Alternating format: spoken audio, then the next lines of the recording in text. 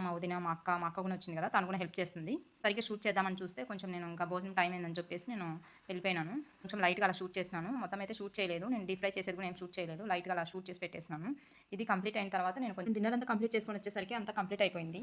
వచ్చేసి బెల్లం కర్జికాయలు, బెల్లము, పప్పులు కలిపి చేసిండేటివి ఇవి. చాలా బాగున్నాయి. టేస్ట్ అయితే చేసినాను. ఎవరు చేసినా ఎక్కువగా మా అమ్మ, మా పెద్దమ్మే వెళ్తారు. ఏమన్నా ఇట్లా వంటలు చేసినా, ఎవరైనా శ్రీమంతమైనా, లేదంటే ఎవరిదైనా చిన్న ఫంక్షన్ వచ్చినా, పేరంటమైనా మా అమ్మ, మా పెద్దమ్మ, మా పిన్ని ఎక్కువ వెళ్తారు. ఇది నాకు ఆ రోజు చాలా గుర్తుకొచ్చింది మా అమ్మ. మీకెంతమందికి ఇష్టము? కొబ్బరి కజ్జికాయలంటే, లేదంటే పప్పుల కజ్జికాయలు, బెల్లము, చక్కెర సెపరేట్ చేస్తారు కదా! మీకు ఏవంటే ఇష్టమో కామెంట్ బాక్స్‌లో కామెంట్ చేయండి. నాకైతే ఎక్కువగా చక్కెర కజ్జికాయలంటేనే ఇష్టము.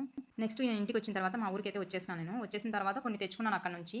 మా అక్క అయితే ఏవైతే తీసుకెళ్ళిందో నేను అవే రిపీట్‌గా తీసుకొచ్చుకున్నాను. ఒక రేగి పండ్లు అయితే తెచ్చుకోలేదు. మామిడి పండ్లు, కరివేపాకు ఇలాంటివైతే తెచ్చుకున్నాను. అది వీడియో నేను ఓపిక లేక తీయలేదు.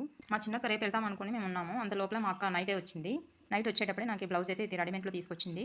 బ్లౌజ్ ఏ శారీస్‌కైనా మ్యాచ్ అవుతుందని చెప్పేసి తను తీసుకొచ్చింది. నాకైతే ఎక్కువ నేను చిన్నగానే ఉంటాను. నాకు ఎక్కువగా సెట్ అవ్వవు. అందుకని